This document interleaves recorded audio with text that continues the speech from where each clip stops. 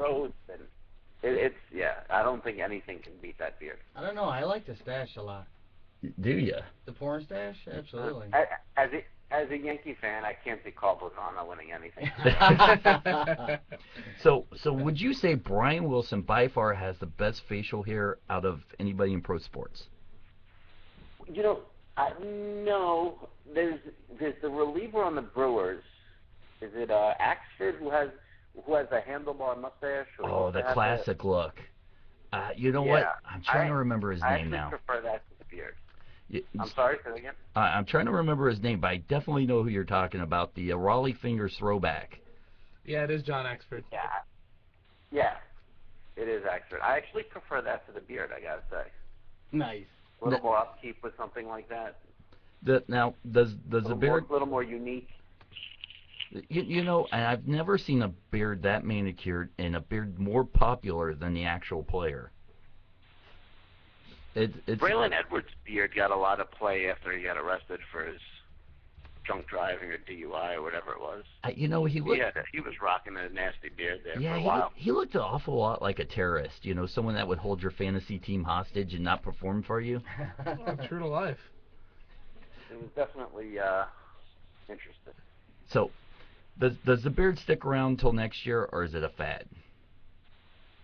I don't know. It's a good question. I mean, winning or losing the World Series might factor into that. But I gotta think that thing would be rough though during the. I mean, he only recently grew it. I guess he grew it out over the season, so it might be rough to have that for a full season, especially in spring training where it's hot down in Florida and stuff.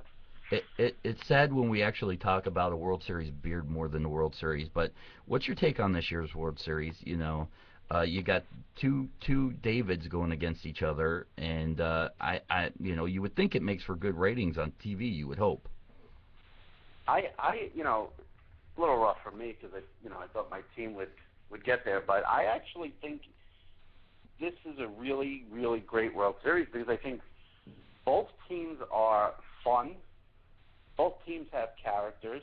There's really not anyone to hate on either team. I think there's a lot of good guys on both teams. And I think, there's a lot of young, impressive, talented players on each team. Andrus for Texas. The Hamilton story is great. C.J. Wilson's come into his own this year. Ian Kinsler, solid player. The Giants with all that, Lincecum and Kane and Baumgartner and Posey. And, you have the story here of Cody Ross, who the Giants didn't even want. And he's tearing it up in the postseason. So I think there's so many good storylines, so many fun players and good guys, and I think the teams are pretty evenly matched too, which is good. Like I said, it makes for great television to watch two teams you did not expect overcome the two giants of the league and to make it on. I sat Absolutely. I sat. This is the first time in a few years I actually sat and started really watching the games, but it became really painful with all the commercials every 3 pitches. In baseball and in football, they're just oversaturizing the game with commercials. Well, it's not easy. It's not easy being a sports fan in this day and age. They do make things like that difficult, but I'm fortunate enough where I have 2 TVs set up in my living room, so commercials I am able to tune them out and not pay attention to them. So it works out well for me. Well, you live in. I recommend every sports fan, whatever room you watch your games in, get 2 TVs. Even if the second TV is a smaller TV. Doesn't have to be a big, 42-inch HD. Even if you get like a little 19-inch, but if you have 2 TVs as a sports fan, like for instance, right now I got the Florida State NC State game on one TV. I got the baseball on the other. So if there's a commercial in the baseball, I got the football to keep me occupied. And I love you. That's how it you works. you are living the dream right now. I mean, I'm stuck in a room with 2 other guys. I'm telling you, it's not difficult to do. The key is don't get greedy and think you're going to have 2 flat screen 42-inch HD TVs. If you want that, you can have some problems. But get a nice little TV for your second TV, and you don't have to worry about commercials. That's what I do. I have a 37-inch and a 22-inch. There you go. There you go. I'm not sure my wife would allow me to bring in another TV. Plus, I have the computer right in the middle, so. Now. Yes, on Saturday and Sunday I throw the laptop up there. Yeah, absolutely. Especially Sundays. Now, when it comes to that, your matchup games, are you one of those guys that have to be by your computer, watch every play, every point go up, or can you slap down the No. computer and go out and? I mean, I watch. I mean, I have the stat tracker going on the laptop, but I'm not checking it like every minute. I mean, I'm watching the games, so I sort of know what's going on anyway in my fantasy game. Yeah. So I'm more into the actual games than watching the tracker and the stats on the computer. Do you have any last-minute second half season advice for all the football fans out there who you think might be worth targeting and who you should dump? Good question. I think Peyton Hillis is for real. Obviously, if you're trying to like trade for him, you're going to pay high, but I think he's for real. I think he's the whole offense. I think he's been a good story. I think Beanie Wells is a guy who can have a nice second half, who's done nothing in the first half. And you know what's become an interesting team for fantasy? It's the Buffalo Bills. With Steve Johnson, and they traded Lynch, so now you expect Fred Jackson and Spiller to do some stuff. So those are some guys in the second half that, Ryan Fitzpatrick, all of a sudden they're throwing the ball all over the place. Well, yeah, that AFC is starting to come out and looking pretty good, even the worst teams. I'll throw one name out at you before we let you go, Darren McFadden. Sure. Interesting, very interesting, because they have Michael Bush there too, who really had a big second half last season. But after McFadden embarrassed the Broncos, he's got to be the go-to guy again this week. And obviously in college at Arkansas, the guy was unbelievable. So maybe he's ready to bust loose now. Very interesting. With they have Bush there too. If they didn't have Michael Bush there, I'd be completely sold on McFadden. If McFadden fumbles, has a bad game, maybe they go to Bush. Then he's But I guess every team now has two backs, so I guess that shouldn't deter you. So why don't you go ahead and tell our listeners what you have coming up with Extra Mustard and Hot Clicks? Well, we got, we do Hot Clicks every day, twice a day on SI.com, so check it out there. Tomorrow, Friday, every Friday in the PM edition, we do some celebrity NFL picks. I'll be going against Andy Roddick this week, which will be fun. And that's, check us out with a lot of World Series coverage. Mondays, we try to recap the weekend in the NFL and college. So SI.com, just look for either Extra Mustard or Hot Clicks, either one, and we're there twice a day. Check us out. Jimmy, thank you so much for coming on. Hopefully we can have you on again in the future. One more time, guys, SI.com, Hot Clicks, and Extra Mustard. Jimmy, I hope you have a good night, man. Thanks, you too. Thanks for having me. Okay. Thank you, Jimmy. Jimmy, man, that was a good interview. Great interview. So, and with that, I guess we can ease on into our matchups. Let's go. Yeah, let's just jump right into it. Let's jump right in. Fire away. Very, very interesting guy. I definitely enjoyed it. I read, once again, guys, go to SI.com, Extra Mustard and Hot Clicks. Very intelligent, very funny guy. I enjoyed the interview. One of my favorite guys to read on the internet. So go check him out, SI.com, and Twitter. He's definitely, his Twitters are interesting and good. It's Jimmy. That's all you can say. Yeah, he's got good stuff out there. Okay, so Very entertaining.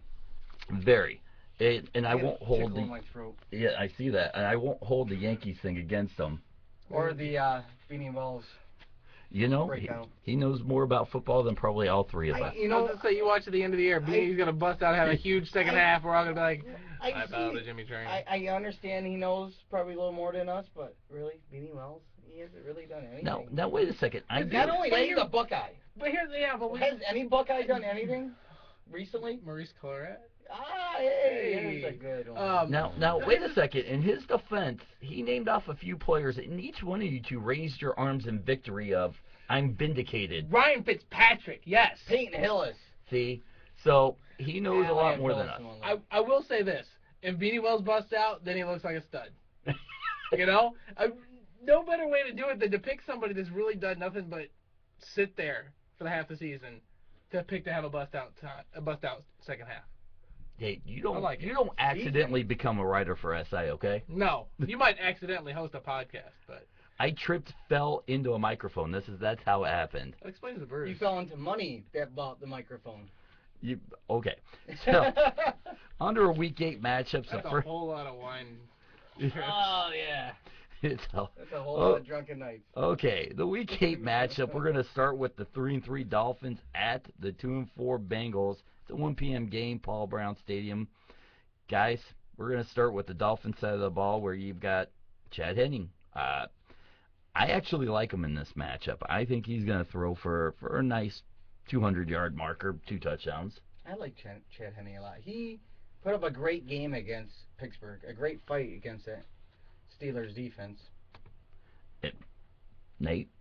I agree. I think he's going to have a really good game, actually. He is so undervalued right now. I think he's probably a top 10 quarterback right now.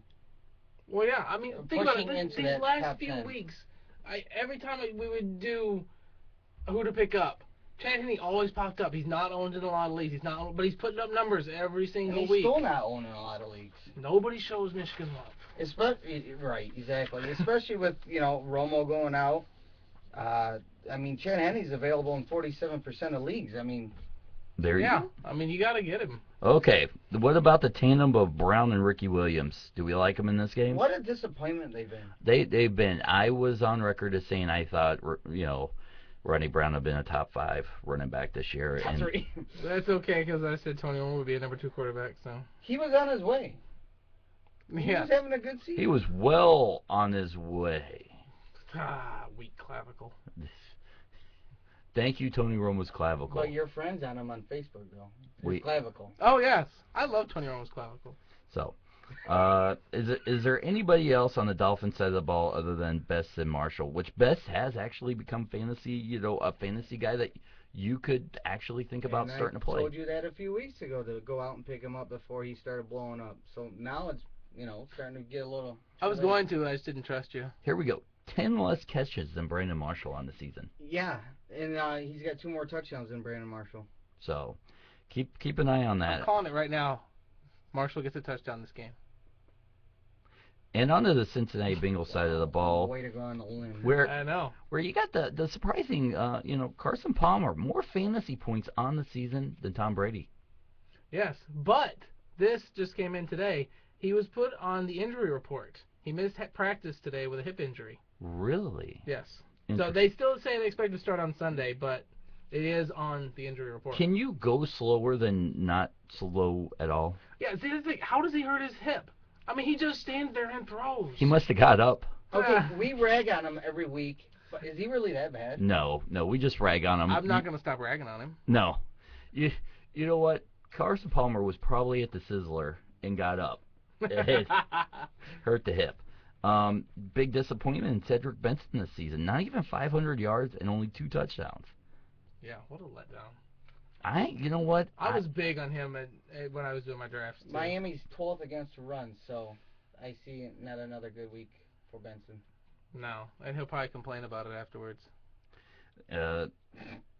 Owens, they'll lighten it up this season. He is? Owens. Sorry, he was, I was just going to say, he was added to the injury report also today. He's got a hand injury. Okay. Does that make Jordan Shipley relevant? Not yet. any more than he already is. Not yet. I think in a PPR league, you might look at him as a bye-week flex Shipley. But other than that, he should be owned on a roster but not played. What about Gresham? Yeah, I think, Gresham, he's been slightly disappointed. Not even 200 yards, but he does have 2 touchdowns, which ties Ochocinco with 2. So, you know what? With the amount of tight ends going down, why not own them? I agree. Okay. So, on to the next game where we're going to see the hapless Jaguars at 3-4 at the even more hapless 1-5 Cowboys. That's another 1 p.m. start, Cowboys Stadium, Arlington, Texas.